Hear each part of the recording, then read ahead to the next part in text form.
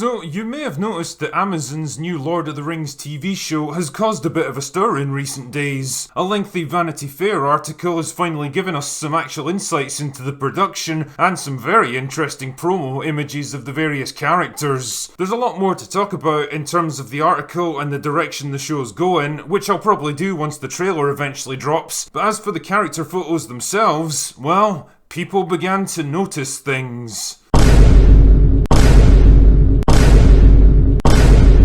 Now, I'd like to make clear that diverse casting is no bad thing by itself, because let's be honest, a lot of groups and minorities have had kind of a shitty deal from Hollywood over the years, so it's good to see them getting more opportunities now. In fact, I fully support this in most movies and TV shows. But here's the problem. This isn't your average movie or TV show, it's Lord of the Rings, a fantasy epic set in a prehistoric Northern Europe that was explicitly described by its creator as his own attempt to create a mythology for England. Because of that, it features characters and cultures largely derived from Anglo-Saxon myths and legends, which is a diplomatic way of saying that most of the characters in it are white. Not exactly ideal by today's standards maybe, but there it is. That's the way Tolkien wrote it, and for the past 70 years or so, that's pretty much how everyone accepted it. So needless to say, fans were a bit confused when they saw elves looking like this, or dwarves looking like this, or characters that never played an active role in warfare looking like this. And of course, the internet being what it is, an intelligent, thoughtful and measured discussion was soon had by all.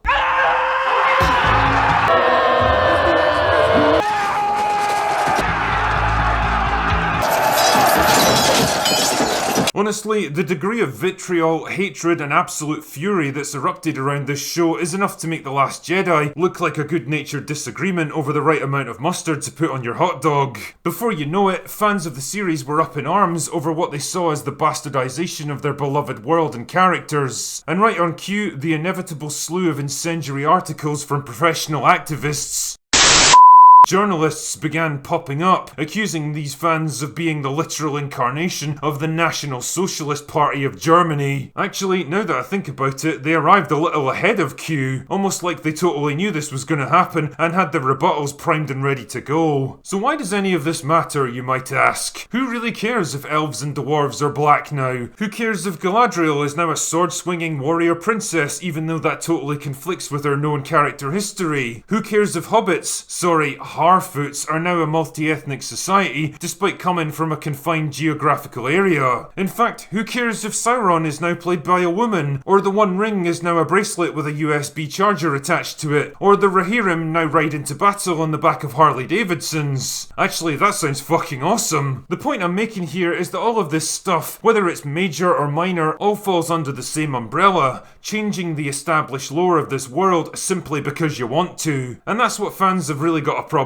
with. Changing and overwriting the world that someone else created to make it fit with what you want it to be, instead of changing your story to fit with what's already established. You know, I'm trying to think of the exact quality associated with such a mentality. Sheer fucking hubris. Ah, thank you, Admiral Bitchface. Now don't get me wrong, I understand the pressure on companies and studios these days to produce products which are more in line with modern culture. The problem is that Lord of the Rings isn't about modern culture. It's set in an age long before recorded history, and it was written by a man who grew up in a very different era from today, his life and worldview shaped by different cultural forces. So naturally, that was reflected in the world that he built. Would Tolkien have written it this way if he'd been born in the 1990s and rattled his books off on an iPad Pro while sipping an almond milk frappuccino? Probably not, but tough shit. That's what he created, and it's not up to us to go fucking around with it. Peter Jackson understood that pretty well back in 2001, which is why he was smart enough to stay as faithful to the source material as possible, regardless of his own personal feelings and beliefs. That's why the elves in his movies are portrayed as tall, slender, and without exception, fair-skinned. That's why the hobbits are ethnically homogenous, because the Shire is basically a stand-in for an idealised version of pre-industrial England. That's why the only woman to even get remotely involved in actual warfare is Éowyn, because that's how Tolkien wrote it. You might not like it, you might wish he'd done it differently, but as I said before, tough shit. You don't get to make that choice because you didn't write Lord of the Rings. Now, all of this brings me to the counter-arguments to this fan criticism, which basically amount to, you're a bunch of racist and sexist assholes who just can't stand to see strong women or non-white characters on screen.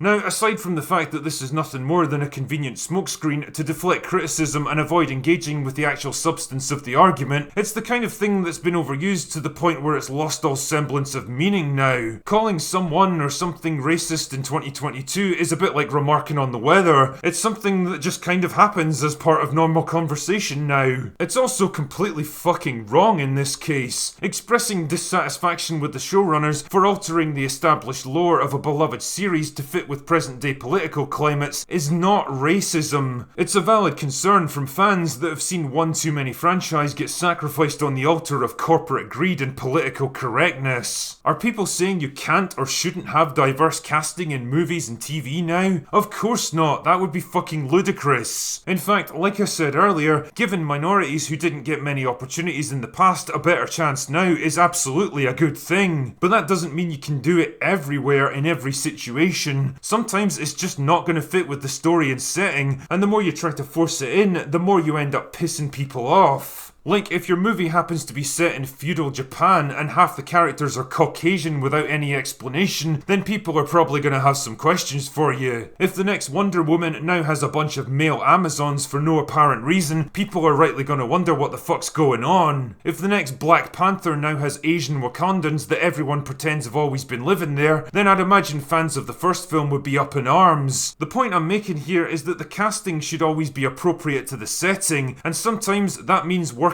within limitations that you might not like. It might go against the message. But well, the message shouldn't be the thing that defines your story. That's not racism or sexism, that's just reality. And the weird thing about all of this is that there's actually a perfectly viable way of introducing ethnic diversity into Middle-earth. There's entire nations and cultures to the south of Mordor where the people are explicitly stated to be dark-skinned, who really don't get much exploration in Tolkien's work. Some of them even end up aligning themselves with Sauron during the War of the Ring because they have long-standing grievances against Gondor. Wouldn't it be interesting to explore the historical context behind that conflict? Maybe portray those people as more fleshed out, complex and interesting cultures in their own rights. Maybe even suggest that they might have valid reasons for feeling aggrieved, and that the people of Gondor might not be as morally righteous as we once thought. That would allow you to have a whole bunch of interesting new characters played by diverse actors, which also stays consistent with the world that Tolkien created. But hey, why put in that kind of work when you can just haphazardly toss in a bunch of race swap characters, pat yourself on the back and call it a day? This is exactly the kind of lazy, nonsensical tokenization that sets alarm bells off for fans of the franchise, and it's the very thing that they've been pushing back against now. If you want to have a fantasy series with ass-kicking warrior women, characters of all races and creeds, and every kind of representation your mind can think of, then by all means go ahead and create your own. If it's good, then people will watch it, but don't go rewriting and retconning characters and worlds that someone else created. People don't want a Lord of the Rings that reflects the world we live in today, with all of its grievances and gripes and identity politics. They want a Lord of the Rings that reflects the world Tolkien actually created. And I guess what I'm saying here is that if you can't or won't give them that, then you should probably do us all a favour and just leave it the fuck alone. Anyway, that's all I've got for today. Go away now.